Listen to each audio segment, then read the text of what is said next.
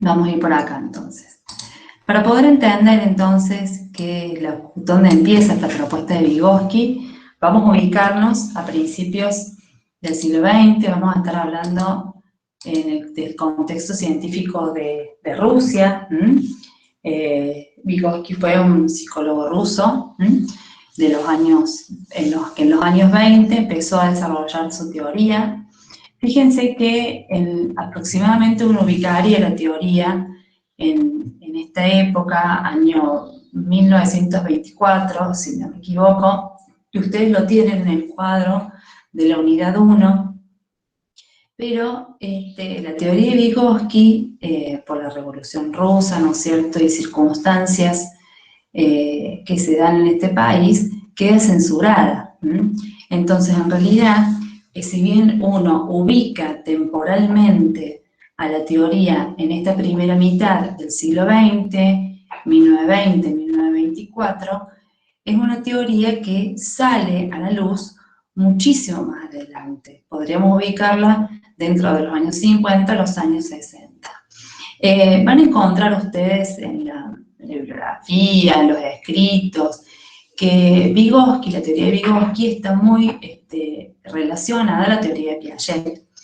Y van a encontrar también, puede ser que los encuentren, estas comparaciones, debates que han escrito diferentes autores entre la teoría de Piaget y la teoría de Vygotsky.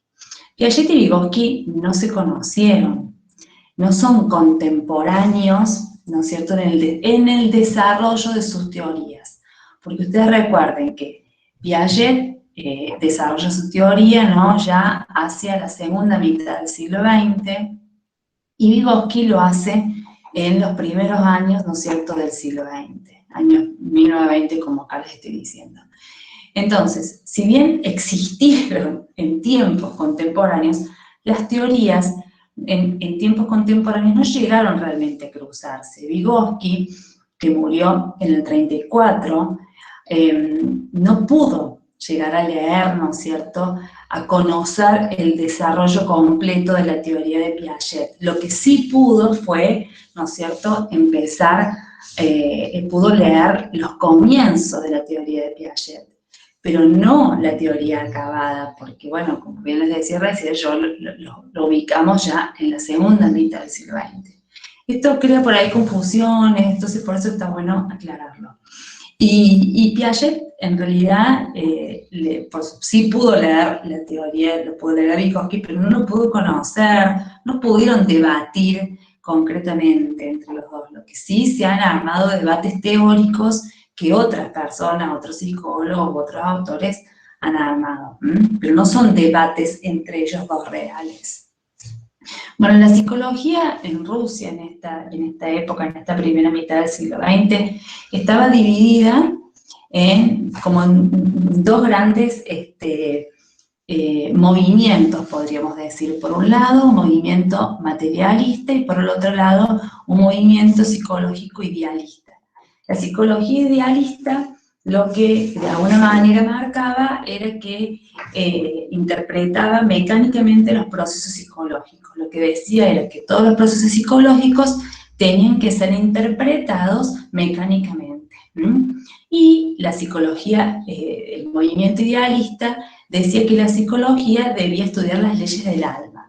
Eran como, si quieren, como dos grandes movimientos desarrollándose en Rusia, y Vygotsky viene como a irrumpir con esto. Por eso es que hace una propuesta, de alguna manera, así como dijimos que Piaget revoluciona las concepciones acerca de la inteligencia, Vygotsky, de alguna manera, revoluciona ideas que tienen que ver con el desarrollo de los procesos psicológicos superiores de los sujetos. Esto lo vamos a estar desarrollando y lo vamos a explicar varias veces en estas clases.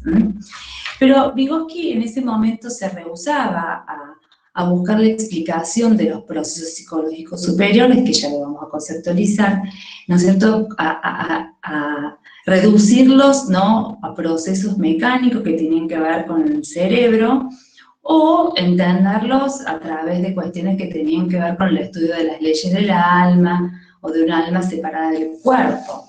Entonces, más bien lo que él decía era que para explicar el espíritu es necesario ir más allá de los límites del organismo, ¿no? Identificando que el espíritu y el organismo, ¿no es cierto?, son un solo componente. Y entonces decía que la psicología no podía descomponer las funciones complejas de los elementos del cerebro simples, ¿no?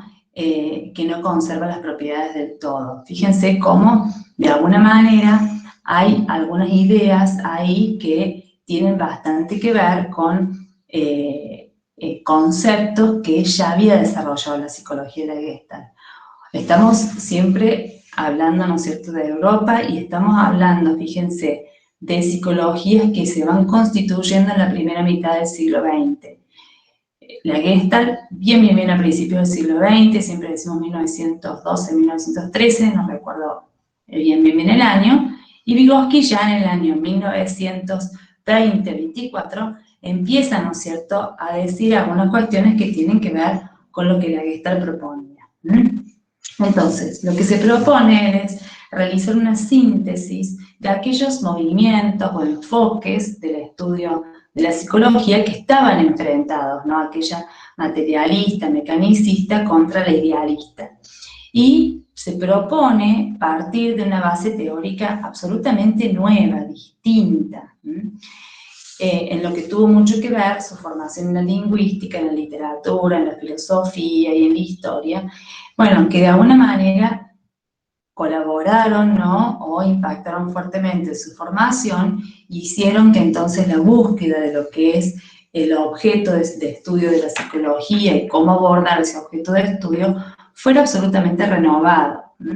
Esto impactó muy fuertemente, hubo mucho revuelo, ¿no es cierto?, con respecto a esto, y es una teoría que queda censurada, ¿no?, que poco pudo decirse en ese momento, aparte sumado a esta situación de censura, tenemos que pensar que Vygotsky la desarrolló durante pocos años, porque si decimos que muere en el 34 y alrededor del 20 que empieza a desarrollar esta teoría, del 24, son poquitos años, ¿no es cierto?, de desarrollo. Así todo, impacta muy fuertemente en la psicología y es una teoría que se constituye y que se solidifica a lo largo de los años, y que es retomada más adelante en el tiempo, bueno, por los expertos en psicología y en educación.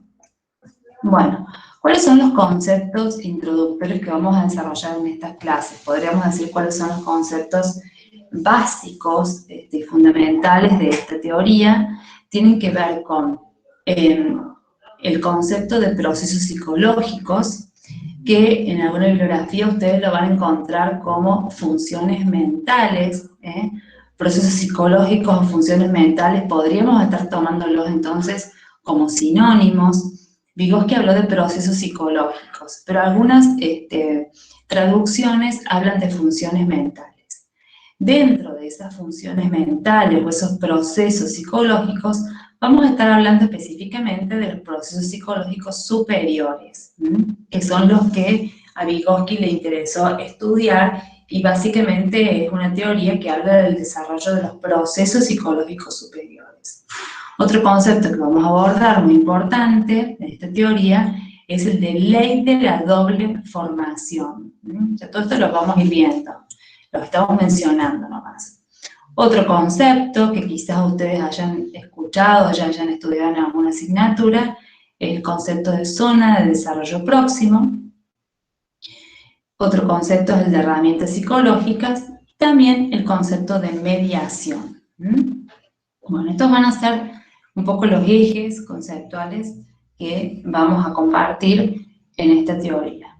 Bueno, fíjense que cuando nosotros hablamos, ya decimos el título, ¿no?, de esta psicología, decimos no es una psicología, una teoría socio-histórico-cultural o sociocultural. Ya el nombre, así como el nombre, ¿no es cierto?, de otras de las psicologías que hemos desarrollado, tiene un impacto, ¿no es cierto?, fuerte, tiene marca de alguna manera una noción, un enfoque bastante singular que ya le empieza a diferenciar de todas las psicologías que hemos estado mencionando. Decir que es una teoría sociohistórico-cultural nos señala que estamos partiendo de un enfoque socio, histórico y cultural, o social y cultural. Y casi que nos quedaríamos chicos con ese nombre, con lo que realmente significa toda la teoría. Pero este enfoque socio-histórico-cultural indica que vamos a considerar al individuo, que vamos a entender al sujeto, la palabra individuo está feita, al sujeto con el que estamos trabajando, como el resultado de un proceso histórico, social y cultural, donde el lenguaje desempeña un papel fundamental. Algo que quizás no sea tanto una novedad para nosotros en estos tiempos, entender que el sujeto está atravesado por las circunstancias sociales, culturales, históricas, concretas, ¿no?, que van marcando una subjetividad, que van construyendo, ¿no es cierto?, una subjetividad, pero que sí fue revolucionario, que sí fue una idea que rompe, ¿no?, en aquel momento cuando él empieza a desarrollar estos conceptos, con lo que se venía diciendo en la psicología. Algunos autores dicen, y yo lo entiendo así, que Vygotsky es el primero que habla de la importancia de la determinación que tienen los espacios sociales, históricos y culturales en el que se desarrolla un sujeto, o del impacto que estos procesos sociales, históricos y culturales tienen en el desarrollo de los procesos psicológicos superiores. Nadie lo había dicho hasta este momento. Nadie había puesto hasta este momento, ¿no es cierto?, en tela de juicio o en estudio, ¿no?, cómo es que impactan los espacios o los atravesamientos culturales, sociales, podríamos decir económicos, políticos, ¿no es cierto?, religiosos y experienciales en el desarrollo de los procesos psicológicos de los sujetos. Algo que nosotros hoy no podríamos dejar de considerar de ninguna manera. De hecho, lo hemos dicho muchísimas veces, lo hemos repetido cuando hemos hablado de desarrollo, cuando hemos abordado las otras teorías, cuando hemos hecho alusión a ideas y conceptos que uno tiene personales. Bueno, hemos dicho muchas veces esto de que el sujeto está atravesado en su desarrollo por aquellas circunstancias que hacen a espacios sociales determinados, digo, no son abstractos y cualquiera, es un espacio social concreto, en un momento histórico concreto. A ver, no es lo mismo para un niño, para un adolescente, para un adulto, estar en desarrollo, que en determinado momento del curso vital se esté dando en la Argentina, ¿no es cierto?, en el año que estamos cursando en tiempos de pandemia, y no nos vayamos tan lejos que el año pasado. No hace falta que nos vayamos a otro siglo, a otros años, a otros. Bueno, tampoco es lo mismo que curse este desarrollo un sujeto en una ciudad como la nuestra, no sé, con Río Cuarto, o en algún pueblo de la zona, o en la capital federal. No es lo mismo los instrumentos culturales y las herramientas culturales que se van desarrollando en determinados espacios sociales, y bueno, eso van a atravesar el desarrollo de estos sujetos sin importar en qué momento del curso vital estemos hablando. Vygotsky habló muchísimo, ¿no es cierto?, del desarrollo de los niños, pero nosotros hoy sabemos que esta es una teoría, ¿no es cierto?, que amplía y que aporta conocimiento para poder entender cómo se da el desarrollo de los sujetos en distintos momentos, ¿no es cierto?, del curso vital. Entonces, poder entender a las personas en contexto, podríamos decir, ¿no? Poder entender el desarrollo de los sujetos en contexto, tiene mucho que ver con este enfoque socio-histórico-cultural. lo van a encontrar con diferentes nombres, eso depende más bien de las traducciones. Bueno, otra cosa importante, entonces, además entonces de considerar al sujeto como el resultado de ese proceso histórico, social y cultural concreto, real, no abstracto, en donde el papel del lenguaje va a ser fundamental. El rol que cumple el lenguaje, ya vamos a hablar de este lenguaje, es importantísimo en este desarrollo. Además de esta idea, otra de las ideas fundamentales tiene que ver con que entonces la construcción de la personalidad, y a ver, en otros términos podríamos decir la constitución subjetiva, ¿no es cierto?, del sujeto, se va a dar a partir de las relaciones que se dan, ¿no?, entre las condiciones naturales del hombre y su espacio socio-histórico-cultural o histórico-cultural, que no son relaciones arbitrarias, son relaciones particulares, porque justamente lo que hemos dicho es que ese espacio social, cultural e histórico no son espacios abstractos, sino que son bien concretitos. Estamos hablando de un tiempo, de un espacio, de instrumentos de la cultura absolutamente concretos y reales. Entonces, las relaciones que se dan entre las condiciones naturales del hombre, que son reconocidas por Vygotsky, y su espacio sociohistórico-cultural, son particulares. Se van a dar de una determinada manera según, ¿no es cierto?, esa red de intercambio que, bueno, que va a dar entonces de alguna manera resultado a una personalidad, dicen algunos autores. Bueno, y en otros términos un poco más contemporáneos podríamos estar hablando de constitución subjetiva. Si tuviésemos que definir entonces cuál es, a ver, quiero saber si hasta acá estamos bien. Déjame compartir un segundito. Quiero saber si tienen alguna pregunta hasta acá, si estamos bien. ¿Se va entendiendo el planteo?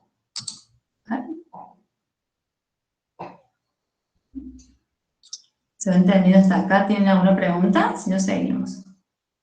Bueno. Bueno, seguimos entonces.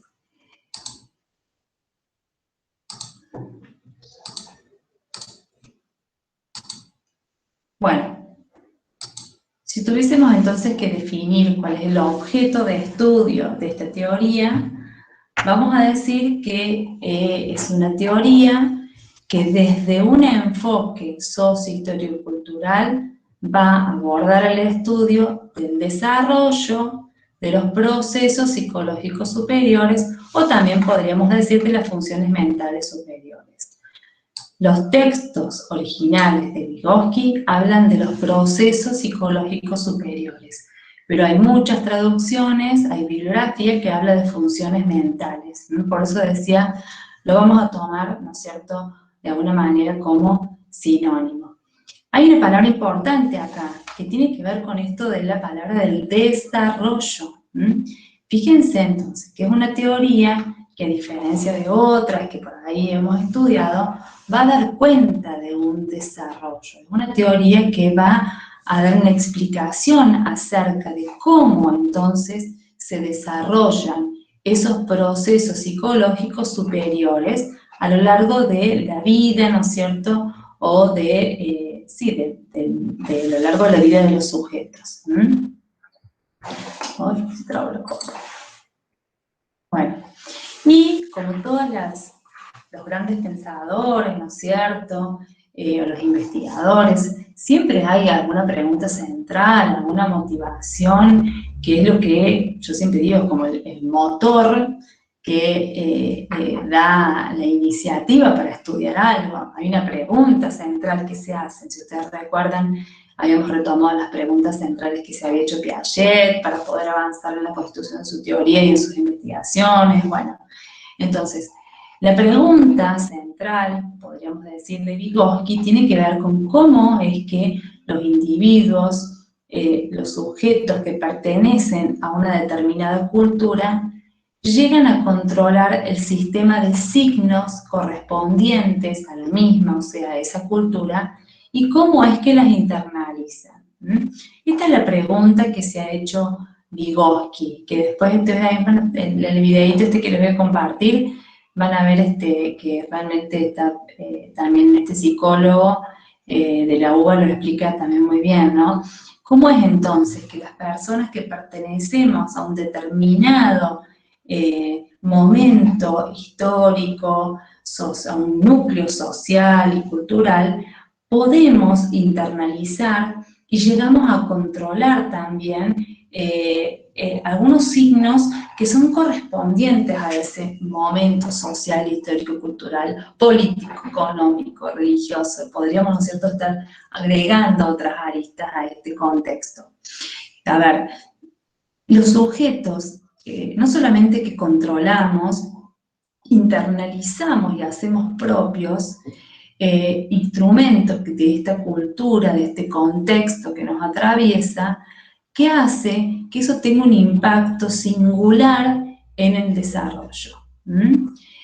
Por eso decía, no es lo mismo, ¿no?, cómo se van internalizando algunas herramientas de la cultura o instrumentos de la cultura, quizás, no sé, pensemos en algún país anglosajón, o pensemos en algún país de Oriente, ¿no?, o pensemos en la cultura occidental, cómo se van dando de manera absolutamente diferente y particular.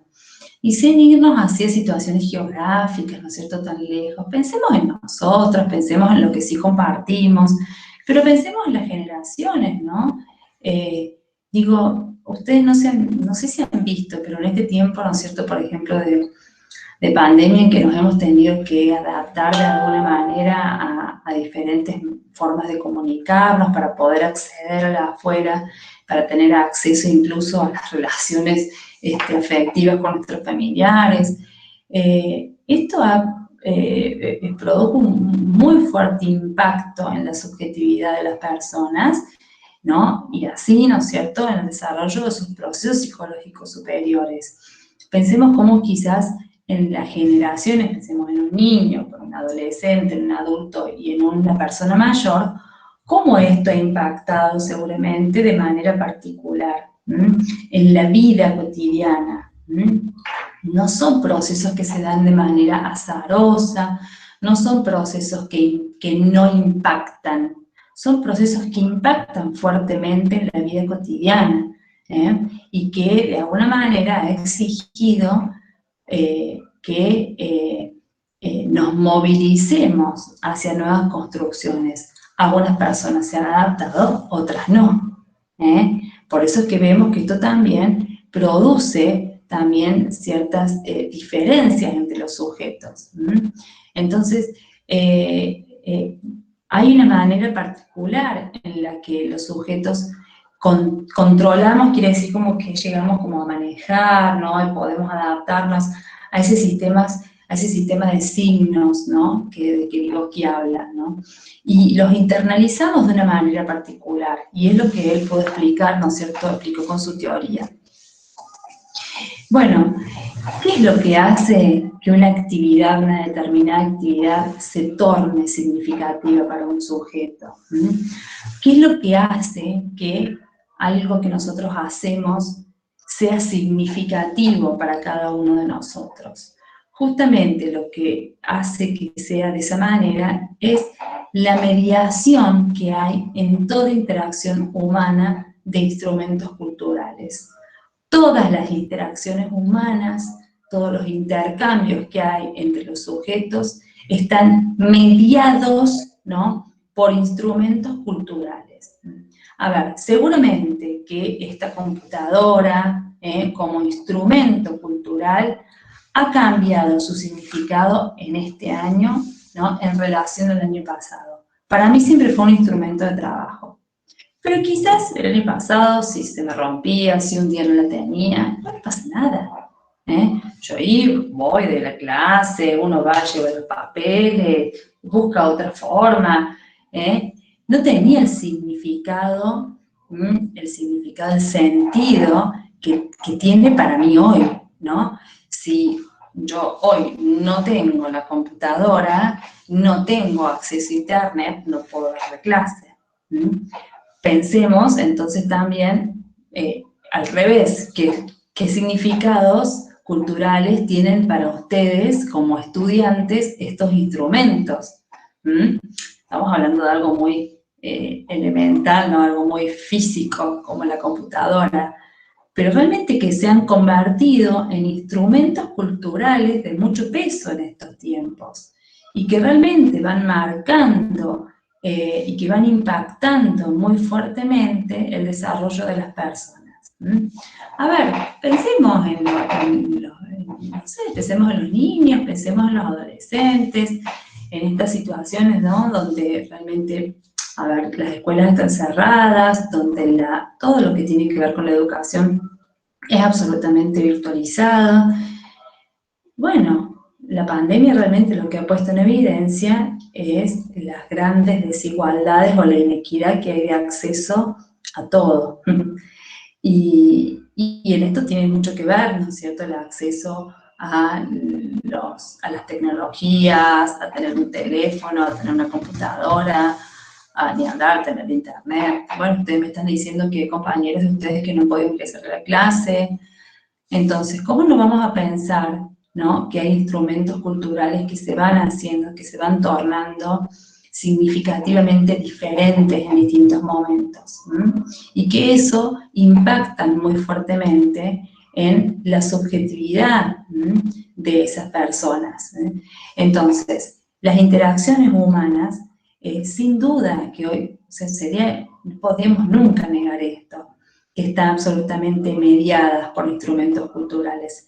Cuando Vygotsky lo pone en evidencia, esto irrumpe muy fuertemente y provoca un impacto muy fuerte, ¿no es cierto?, en estos, sobre todo, pensemos en esta Rusia que decíamos, con estos dos grandes movimientos psicológicos, y pensemos también en otros movimientos que se estaban dando, ¿no?, con la psicología de la guerra en Alemania, pensemos, ¿no es cierto?, en Estados Unidos con Watson. Bueno, viene a irrumpir con ideas bastante fuertes. Yo a veces con mis compañeras o con lo que digo es que realmente Vygotsky en ese momento fue un visionario. Lo que plantea es sumamente interesante. Quizás para nosotros no sea tan novedoso, pero para el momento, en la época en que se da y cómo se fue resignificando y se fue retomando esta idea a lo largo del tiempo, ha sido sumamente impactante y significativo. Esos signos, esos instrumentos culturales, esos signos de los que habla Vygotsky, que en realidad él hace un desarrollo interesante, que nosotros no vamos a poder abordar en esta asignatura, permiten la transformación de procesos psicológicos elementales o inferiores, esto después lo vamos a retomar, pero ya lo vamos diciendo, que, bueno, son comunes a los animales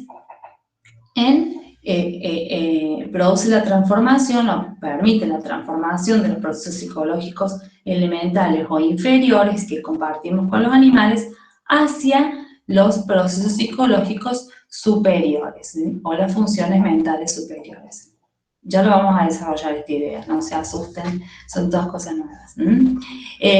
Y esta transformación se produce justamente en la interacción social, ¿no?, y en la comunicación particular que se va a dar en una determinada interacción social. A ver si estamos hasta acá, voy a dejar de compartir un segundito. Quiero saber si hay preguntas, quiero saber si hay alguna duda, alguna inquietud, algo que quieran compartir con respecto a lo que han podido estudiar o leer en alguna otra asignatura. Acá me decían que en psicopedagogía han visto algo. Quiero saber si lo que ustedes han visto en psicopedagogía está vinculada con esto que estamos diciendo. A ver si alguien se anima a hablar, si se animan a escribirlo. ¿Algo? ¿No? ¿Ah? Bueno. Sí, profe. A ver. Por ejemplo, Valle, en psicopedagogía vimos, porque Valle y Molleta analizan al sujeto desde un contexto particular para tomar el fracaso escolar. porque se lo veía antes, otros autores lo ven como como que es el sujeto en sí el que tiene problemas, pero Valle y Moyeta usan la teoría de Vygotsky para contextualizar el problema. Bien, ese aporte, ¿no?, que han hecho Mónica Valle y Liliana Moyeta, que han sido, bueno, Liliana todavía tiene algún desarrollo, ¿no?, en nuestra universidad, pues han sido profes de nuestra universidad, han sido profes mías, muy queridas, realmente que han puesto en evidencia conceptos importantísimos que, si bien son compartidos con un número importante de profesionales, a veces pareciera que nos olvidáramos de estos sueños que vos estás señalando. Cuando nosotros trabajamos con sujetos en situaciones de desarrollo, como también sujetos en otras circunstancias, pero hablo de personas en situación de desarrollo y de aprendizaje porque es lo que nos compete a nosotros como profesionales, es muy loco no entenderlos como sujetos atravesados, ¿no?, por este contexto, esto que vos estabas diciendo. Sin embargo, muchas veces, en distintas circunstancias, parece que esto se olvida. Entonces, es necesario volver a retomar estas ideas. Poder comprender de qué manera es posible que se vayan construyendo algunos esquemas conceptuales, que se vaya dando realmente, que se vaya construyendo el aprendizaje, es determinante el contexto. Poder entender cómo un niño, una niña, un adolescente va aprendiendo y que ese aprendizaje está absolutamente atravesado por circunstancias que a veces el mismo docente desconoce, que a veces la familia no puede estar interpretando, ¿no?, pero que eso no hace que no impacte en el aprendizaje. Entonces, son ideas, conceptos, que por supuesto vienen de la teoría de Vygotsky y que me parece que son sumamente válidas e importante que las sigamos desarrollando. A ver, acá pone, Carlos dice, profe, yo me perdí, no termino de entender cuál es la idea de Vygotsky. Tampoco no entendí tanto lo de los signos y qué es lo que trabaja. Soy un desastre. No, Carlos, no somos un desastre. No, por favor, estamos aprendiendo, estamos empezando a desarrollar ideas. Yo hoy les voy a subir el material bibliográfico. Cuando ustedes lean el material, por supuesto que también eso ayuda, ¿no?, para que puedan entender. A ver, tenemos que partir de esta idea de que para Vygotsky el enfoque a través del cual se va a entender al sujeto y el desarrollo de los procesos psicológicos superiores es un enfoque social, histórico-cultural. Esto indica de alguna manera que nosotros como personas, como sujetos, de algunas teorías como individuos, estamos totalmente atravesados por las situaciones, ¿no?, que hacen a nuestro contexto. Ese es un contexto concreto, que hacen a las situaciones sociales y particulares que hacen a la vida de cada uno. En un momento histórico, ¿no?, particular, no es lo mismo el desarrollo, vuelvo a repetir, que se está dando en este año, en este contexto, ¿no es cierto?, de pandemia, que lo que pasaba el año pasado. Por eso digo, no hace falta ni siquiera irse tan lejos, no hace falta ni siquiera hablemos de, no sé, de otro ciclo, de otros años. Pensemos en situaciones mucho más chiquititas y concretas. Y dentro de estos espacios culturales, hasta incluso podríamos pensar como en microculturas, ¿no?, como en espacios más pequeñitos que también comparten instrumentos particulares. Porque, a ver, pensemos, como decíamos hace un ratito, en los distintos momentos generacionales o el desarrollo del curso vital. No es lo mismo, no son iguales los instrumentos culturales que por ahí ustedes pueden compartir como adolescentes, como jóvenes, que los que comparten los niños y las niñas y los que por ahí compartimos los adultos. Hay significantes de la cultura distintas. Y esto impacta muy fuertemente en el desarrollo de los procesos psicológicos superiores. Ya esto lo vamos a seguir conceptualizando. ¿A qué se refiere superiores en qué sentido? Bueno, María, qué buena pregunta. Ya lo vamos a desarrollar, porque dijimos que el objeto de estudio de Vygotsky era explicar el desarrollo de los procesos psicológicos superiores. Superiores, ya vamos a ver cuáles son, pero son procesos psicológicos que son solamente de los seres humanos.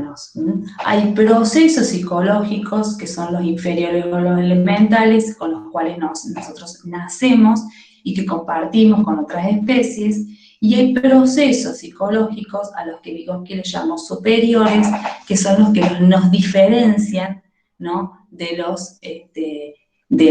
otras especies, y que justamente son los que los sujetos pueden desarrollar a lo largo, ¿no es cierto?, del curso vital. Son exactamente como dice Carlos acá, son específicamente de los seres humanos, y entre ellos está el lenguaje, la atención, el pensamiento, la memoria. Bueno, todo esto lo vamos a seguir desarrollando un poquito más adelante.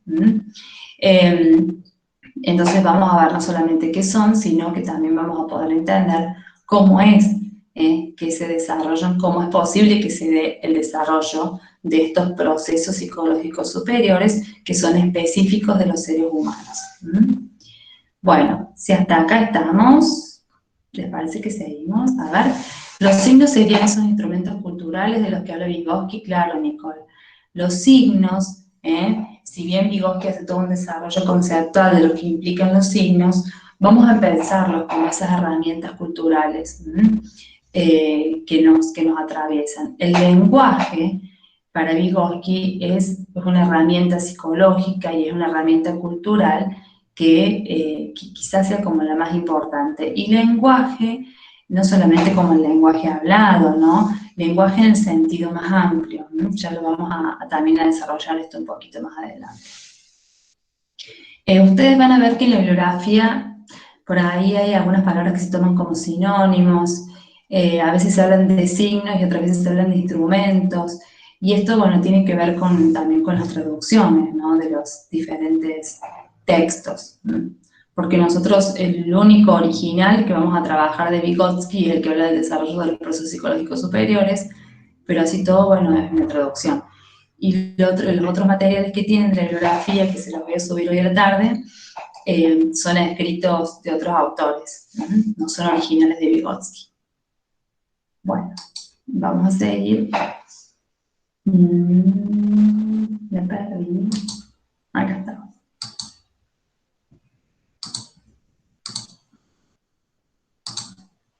Bueno, entonces, ahora eso íbamos recién, estaba preguntando, Nicole creo que estaba preguntando. Entonces, ¿qué son estos signos? Estas herramientas culturales son instrumentos de la cultura que pueden ser variadas y que justamente van a ser particulares y específicos según ese momento cultural, social e histórico, que van a mediatizar, o sea, que mediatizan la relación que hay entre los sujetos, entre unos y otros, y entre los sujetos y la condición natural de cada uno de esos sujetos, porque Vygotsky no va a desconocer las condiciones de la naturaleza, ¿no? Nosotros nacemos con determinadas condiciones, ¿no? Y en interacción con otros tenemos la posibilidad de desarrollar aspectos que son específicamente humanos. Ya vamos a ver entonces esto de las interacciones que tienen un impacto fuerte en el desarrollo de los procesos psicológicos superiores. Pensemos entonces, a ver, instrumentos de la cultura. Bueno, recién hablaba yo, Internet. Internet es un instrumento cultural. El lenguaje virtual es un signo, es un instrumento cultural. Pero si nos vamos más atrás, quizás, nos vamos más atrás en el tiempo, quizás que estos instrumentos de la cultura, aunque ya existían, no tenían un impacto tan fuerte o determinante como lo tienen estos días para nosotros. ¿Se entiende esa idea? Fíjense cómo se van transformando los signos y los instrumentos culturales según el momento histórico y los acontecimientos que estamos atravesando. Y cómo, según el espacio social que compartimos o al que pertenecemos, eso va determinando y va impactando en el desarrollo. Porque no es lo mismo cómo se está dando el desarrollo en un niño, una niña que hoy puede tener acceso a internet, que tiene una computadora, que tiene un celular, que puede verle la cara al seño, por lo menos una vez a la semana, que se puede encontrar con sus compañeros en un espacio virtual, ¿no? Que aquella persona que, por ejemplo, puede recibirlos su mamá, su papá o un familiar por mail, se los imprime y tiene papel, o aquel que ni siquiera puede llegar a eso. ¿Se entiende la diferencia? Entonces, ese instrumento cultural justamente se va transformando y va tomando según el espacio social, el momento histórico, una significación y un sentido particular. Y esto nosotros no lo podemos desconocer cuando estamos, ¿no es cierto?, frente a un sujeto que está en proceso de desarrollo o en situación de aprendizaje. Esto es lo que de alguna manera Sonia recién indicaba a partir de los aportes de las profesoras Valle y Molleta. Y que lamentablemente, hoy están muy conversados y están puestos muy evidenciados porque la situación de pandemia ha hecho que hablemos de esto. Pero no siempre son tan explícitamente conversadas estas circunstancias que hacen a la vida particular de los sujetos. Entonces, volvemos a estas ideas que yo ya he planteado a partir de los aportes de otras teorías.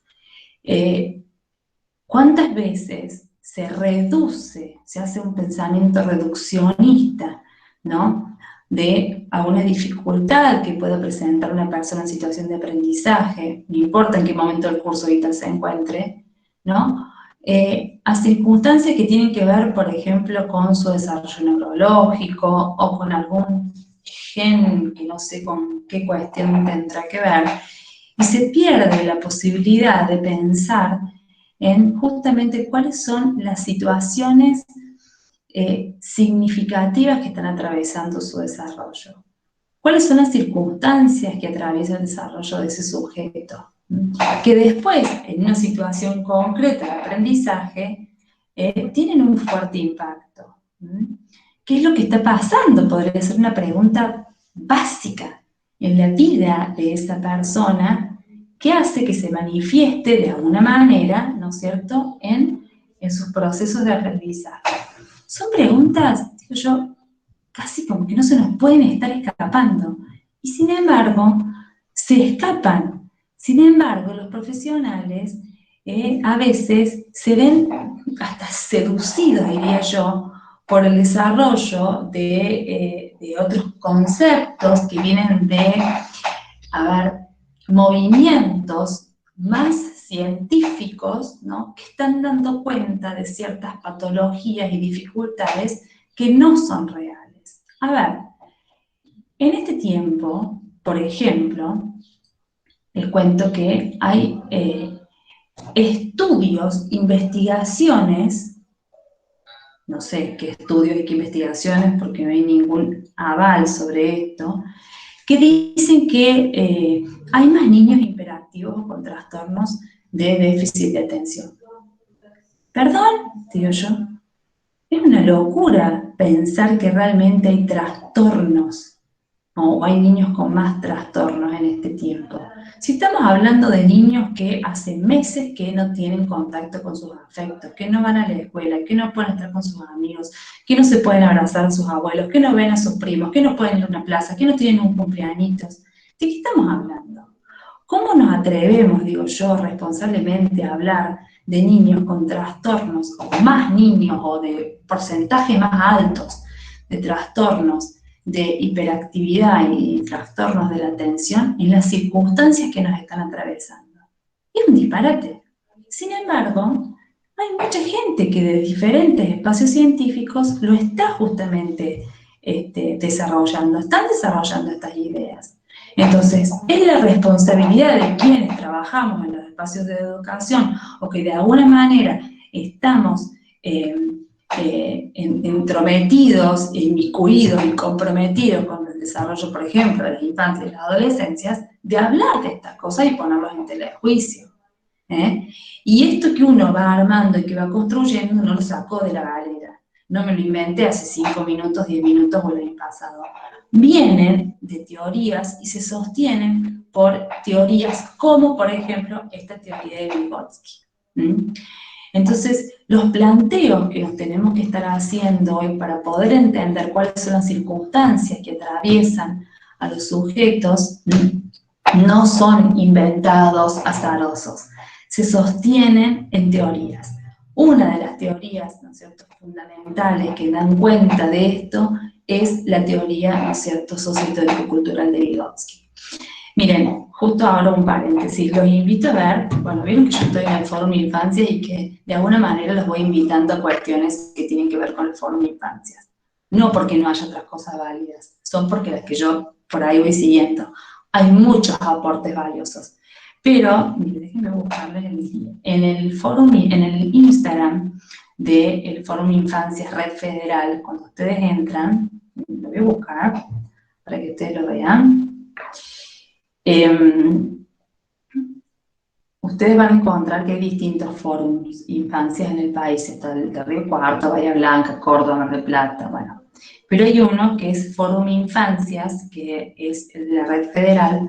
Van a encontrar ahí un conversatorio súper interesante que se dio la semana pasada entre Beatriz Janín, que es la presidenta del Fórum Infancias, Red Federal, y Juan Bassen, que es un psiquiatra infanto-juvenil que también forma parte del Fórum Infancias. Hace muchos años, ellos ya hace 15 años, más en realidad, pero hace 15 años que fundaron el Fórum Infancias y que vienen hablando de esta circunstancia, esta situación que yo les estoy relatando ahora, ¿no? Hubo un conversatorio que ustedes lo pueden ver, ¿no? Que porque queda guardadito, que creo que fue el viernes, y el título fue Niños, niñas desatentos, desatentas, hiperactivos, hiperactivas, pregunta, una expresión de época en las infancias.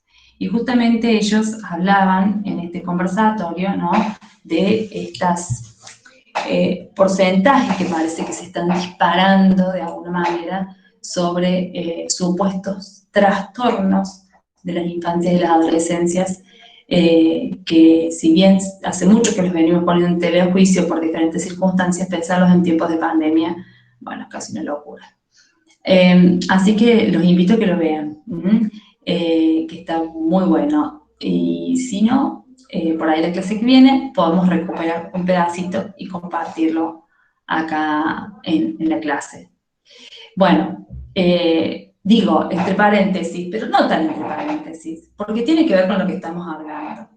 Si bien Vygotsky no habló en estos términos, su teoría es lo que nos aporta y lo que hoy nos ayuda a entender un montón de circunstancias que hacen. A ver, desde otros sentidos o desde otros conceptos, nosotros hablamos de cuestiones de época, ¿no? Ustedes ya van a ver también más adelante, por ejemplo, en la psicología evolutiva, van a poder entender o trabajar sobre las cuestiones epocales. Digo, cuando nosotros hablamos de infancias, de adolescencias, de adulteces, de vejeces, hay cuestiones de época que atraviesan a cada momento del curso vital. Y bueno, esto no es inventado, ninguna de nosotros se nos proyectó un día de lucecita y dijimos, vamos a empezar a hablar de esto. No, se van construyendo como teorías. Y la teoría de Vygotsky, ¿no es cierto?, tiene que ver con todo esto. A ver, quiero ver, no sé qué hora es. Vamos a hacer una pausa un momentito. Estamos bien de tiempo. ¿Alguna pregunta, chicos, hasta acá? ¿Se va entendiendo esto que estamos planteando? Vieron que yo por ahí me voy un poquito de las ramas, pero en realidad no me estoy yendo por la tangente mal, Lo que estoy contándoles tiene que ver con situaciones actuales que están absolutamente vinculadas a la teoría que estamos empezando a desarrollar. Bueno, qué bueno, Carlos, que ahora te quede un poquito más claro. No sientan nunca que hacen una pregunta que no tiene lugar. Todas las preguntas tienen lugares, todo el pedido de aclaración tiene lugar. ¿Eh? No se está yendo por las ramas. Y eso que estoy en la virtualidad, si estuviese en el aula ni se imagina. Bueno, vamos a seguir entonces un ratito más con el desarrollo de estas ideas para poder ir entendiendo un poquito mejor de qué nos habló Vygotsky en ese momento, ¿no? Fíjense, a ver, vayan pensando y ubíquense, principio del siglo XX, cómo ha impactado realmente esto en la psicología, algo que nosotros hoy todavía tenemos que recordar y todavía tenemos que poner en debate, todavía estamos totalmente, ¿cómo se llaman? En los simposios, en las jornadas de investigación, bueno, imagínense el ruido que habrá hecho todo esto en aquella época.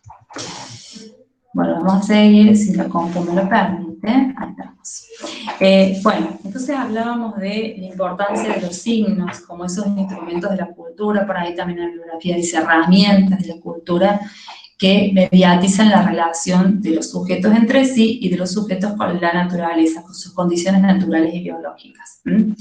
Entonces Vygotsky va a decir que el hombre aislado no produce signos, porque al no haber fenómenos de comunicación no hay necesidad, ¿no es cierto?, de la producción de esos signos y de esas herramientas culturales. Esto es una idea importante también. Y si tuviésemos que hablar de alguna concepción de conocimiento que está muy vinculada a las teorías que hemos venido desarrollando, tiene muchos puntos en común, vamos a decir entonces que desde la teoría sociohistórico-cultural, el conocimiento se construye, El conocimiento es algo que cada individuo elabora a través de procesos de aprendizaje. Por eso yo les decía, la teoría constructivista, que me parece que ustedes la han visto, bueno, tiene como soporte teórico la teoría sociohistórico-cultural de Vygotsky, la de Piaget, la de Brunner, la de Husserl, y otras. Pero son teorías que aportan ideas sobre concepciones del conocimiento que hacen al constructivismo, ¿no? El conocimiento se construye, el conocimiento no se adquiere, no se copia, no es acumulativo, se construye. Y cada sujeto, ¿no?, elabora un proceso de construcción particular, a través de un proceso de aprendizaje que también es particular, que también es singular. Y bueno, este conocimiento que se construye también va a ser el resultado, de alguna manera, o que resulta de un proceso de interacción entre el sujeto y el medio. Esta idea es importantísima. Nosotros cuando hablamos de Piaget en la teoría psicogenética, ya habíamos dicho, ¿no?, que las posibilidades del desarrollo de la inteligencia, de los procesos cognitivos, están sujetos, ¿no?, a los intercambios entre la persona y su medio, o entre el sujeto y el objeto, como lo dice la bibliografía que ustedes tienen. Pero habíamos dicho que Piaget fuertemente va a hablar de los intercambios con los objetos físicos, ¿no? Entonces por eso hablábamos del bebé que se chupa el dedo, que se chupa la mantita, que de golpe un día, en vez de tomar la teta, toma la mamadera. Pusimos como diferentes ejemplos, ¿no?, que hacían más bien a los objetos físicos. Y fíjense que, si ustedes recuerdan, que no hemos hecho hincapié en el sentido o en la significación cultural de ese medio. Cuando nosotros hablemos de la teoría de Vygotsky, vamos a estar hablando de la importancia de esa interacción entre el sujeto y el medio, pero desde esta teoría estamos hablando del medio simbólico, del carácter simbólico, de los sentidos y significados simbólicos que adquieren, ¿no es cierto?, los instrumentos de la cultura. A ver, podríamos decir, celular. Para un bebé, un celular podríamos decir desde la teoría de Piaget, que es objeto para chupar, para morder, para arrojar, para golpear. Entonces Piaget va a estudió, mejor dicho, las interacciones, por ejemplo, que se daban entre el sujeto bebé, ¿no? Y objeto, digo celular, podría ser sonajero, pero pensemos en el celular, ¿no? Y cómo se dan los mecanismos de asimilación y de acomodación entre este sujeto y este objeto, ¿no? Esto ya lo hemos visto. Ahora, avancemos un poquito más. ¿Qué pasa si yo pienso en que este sujeto, bebé, interactúa con este celular de otra manera? Por ejemplo, hay niños, muchísimos bebés, que muy tempranamente son introducidos a la cultura de la digitalización, ¿no? Que cuando son muy chiquititos, ¿no? Ya enseguida se les da un celular porque lloran, porque están molestos en un cochecito, entonces para que no moleste se les pone una tablet o se les pone un celular. Eso tiene un impacto en el desarrollo. Eso tiene un impacto muy singular, ¿no? En la manera en que este sujeto se está desarrollando. Acá no decimos si es mejor, si es peor, si es bueno, si es malo, eso será otro debate. Lo que sí decimos es que eso impacta en el desarrollo de los bebés, de los niños, de las niñas, y sucesivamente. A ver, algo que a mí me llama mucho la atención, y que pienso un poquito para atrás. A ver, yo tengo hijas que tienen casi 20 y tengo otra que acaba de cumplir 9. Entonces pienso, cuando iba al médico, al pediatra, he sabido que una vez he estado 2 horas esperando la sala de espera, ¿no?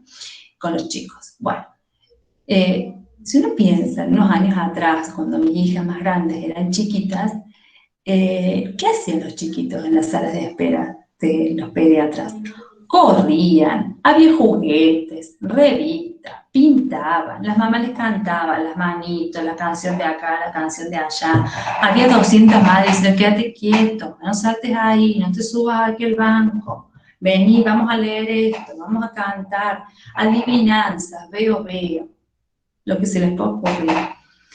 Cuando hoy entramos a las salas de espera de pediatría, sobre todo, lo que más fuertemente a mí me impacta, por suerte no voy mucho, no tengo que ir casi nunca, pero sí me ha impactado mucho y he prestado atención, y de hecho la gente que se dedica a esto también lo pone en evidencia, es ver a los bebés, a los niños, a las niñas, realmente que están más quietos, pero que todos están así.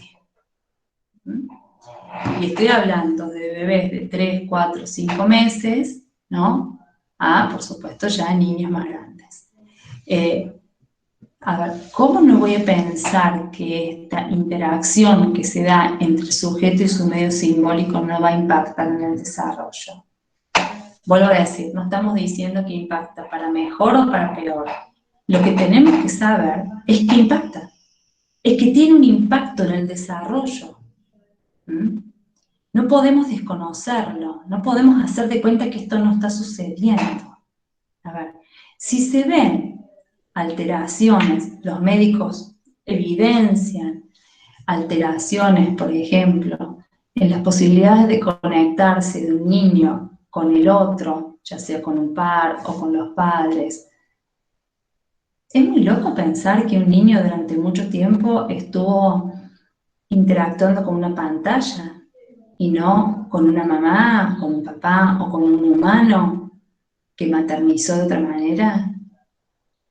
¿Es muy loco? No, yo no creo que sea muy loco pensarlo. Me parece que lo muy loco es pensar que hay un montón de niños autistas o un montón de niños con trastornos del espectro autista, como si fuese justamente una pandemia o una epidemia como coronavirus. Eso me parece muy loco. Lo que me parece que estaría interesante es poder pensar, en todo caso, por qué hay niños, o hay muchos niños, que presentan algunas dificultades o diferencias en las maneras de conectarse con un otro. Digo, no es lo mismo leer un cuento a un niño y que alguien lo vaya relatando, lo vaya narrando, ponga caras, ponga diferentes voces, el cuerpo se posiciona de una manera o de otra, que ese mismo cuento se ha escuchado a través de un dibujito con una voz casi o robótica o bueno, o digitalizada. No sé si pueden seguir lo que estoy diciendo, pero quiero que tratemos de entender el fuerte impacto que tienen las cuestiones de época en el desarrollo de los sujetos y que esto que estoy diciendo está absolutamente vinculado al enfoque sociohistórico y cultural de la teoría de Vygotsky. Si bien Vygotsky en aquel momento, por supuesto, que no habló de los celulares, sí habló justamente de los signos de los instrumentos de la cultura. Bueno, estos son nuestros instrumentos de la cultura, son los de hoy, pero justamente de esto es de lo que habla Vygotsky y cómo impactan el desarrollo del proceso psicológico superior de los sujetos. Vamos a seguir, ¿no es cierto?, ampliando estas ideas. A mí me gusta, de alguna manera, tratar como de avanzar sobre cuestiones, por supuesto, no irme en la teoría, pero avanzar sobre cuestiones que nos hacen hoy, ya, ahora, que hoy se tienen que poner en tela de juicio. Todos estos conceptos los vamos a seguir desarrollando, vamos a seguir ampliando, así que, bueno, me parece que está bien, son las 10 menos 10, vamos a llegar hasta acá. Quiero saber si tienen alguna pregunta o algo que quieren compartir. Bueno, ¿cuáles serían los instrumentos culturales que impactaban en el momento en que Vygotsky desarrolló? Bueno, habría que ver, ¿no es cierto? Bien, Nicole, cuáles eran los instrumentos culturales de aquella época. Él habló en aquel momento como el instrumento cultural más importante el lenguaje. Para él fue la herramienta psicológica y la herramienta cultural más fuerte que tienen los sujetos para el desarrollo de los procesos psicológicos superiores. Lo que pasa es que el concepto del lenguaje y lo que fue la noción del lenguaje fue ampliándose con el tiempo, ¿no? Porque sabemos que, por ejemplo, el lenguaje informático es un lenguaje nuevo, pero forma parte del lenguaje. En aquel momento habrá sido el lenguaje, la palabra escrita, tenía un peso, ¿no es cierto?, fundamental. Quizás hoy hay otros lenguajes que tienen más peso, o que tienen otros significados culturales. Bueno, habrá que investigar un poquito, ¿no es cierto?, en aquel momento, principios del siglo XX, ¿no? Pensemos qué sucede con las circunstancias, ¿no?, históricas.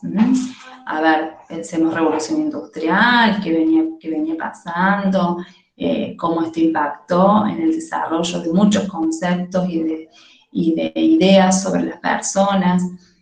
Ustedes más adelante, por ejemplo, en la psicología evolutiva, o trabajen el concepto de adolescencia, van a ver cómo justamente ha ido variando esto de comprender a la adolescencia a partir de momentos históricos o hitos, como fue la Revolución Industrial. El concepto de infancia justamente cambió muchísimo a partir de procesos históricos importantes como ese también. Entonces, bueno, sin duda que esos han sido instrumentos culturales importantes de aquel momento que son diferentes a los de ahora. No, la teoría surge antes de la Segunda Guerra. En realidad, fíjense que, yo de historia sé, la Segunda Guerra es del 45 y estamos hablando de una teoría que se da entre el 20 y el 24, ahí como te dice Franco, Sonia. Lo que pasa es que, como yo bien les decía, queda censurada y sale a la luz más adelante. Después, por supuesto, que hay otros desarrollos que han tomado, otros desarrollos teóricos que han tomado la teoría de Vygotsky y han seguido o desarrollos post-vygotsquianos. Pero lo que nosotros vemos sale a la luz acá como claro. Más adelante, en los años 50, en los años 60, por eso que también se pone en debate teórico con las propuestas de Piaget, pero la teoría es del 20 y Vygotsky muere en el 34. Así que, bueno, sin duda que, digo, que estaría buenísimo poder saber qué hubiese escrito, qué hubiese seguido pensando, bueno, no sé, no tuve tiempo de hacerlo. Claro, la Segunda Guerra del 39 al 45. Bien, María. Bueno, chicos, vamos a llegar hasta acá. Cualquier cosa, si surge alguna pregunta, yo les voy a subir el material hoy. Si surge alguna pregunta, bueno, lo vemos en la clase que viene. Que anden bien, cuídense mucho, mucho, y bueno, disfruten. Chao, chao.